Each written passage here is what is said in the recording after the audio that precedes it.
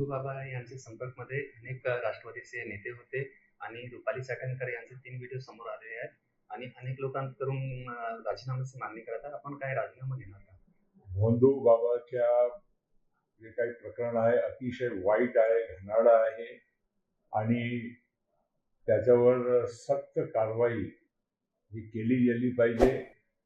त्यांची अटक झाली आहे. महाराष्ट्र सरकार त्याच्यावर बाकीची कारवाई निश्चित करणार आणि ज्या लोक त्यांच्या सोबत या कामामध्ये जर राहिले असेल तर निश्चित त्यांचाही म्हणजे तपासणीमध्ये चौकशीमध्ये सामोर नाव आलं तर त्याच्यावर ही कारवाई तातडीनं आणि सक्तीनं केली गेली पाहिजे.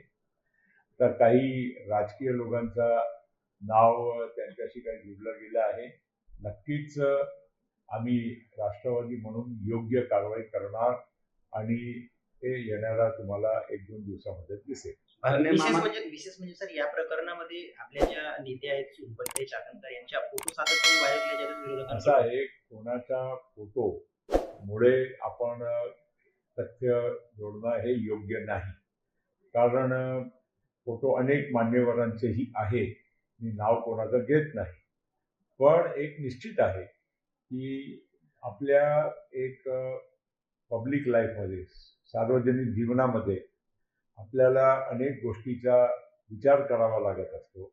आपला कोणाबरोबर आपला म्हणजे प्रवास आहे, सोबत आपण कोणाबरोबर उठणं बसणं करतो हेही महत्त्वाचं असतो आणि त्यामुळे कुठल्याही समाजामध्ये किंवा कुठल्याही व्यक्तीच्या मनामध्ये संशय निर्माण होणं ही काही चांगली गोष्ट नाही. म्हणून आम्ही नक्कीच आज आणि उद्या सुट्टी आहे, पण नक्कीच आम्ही त्याच्यावर चर्चा करू. आमचे नेते सुनेत्रा वहिनी पवारांच्या सोबतही आम्ही चर्चा करणार आणि निश्चित 1-2 दिवसामध्ये पक्ष जे काही असेल योग्य कारवाई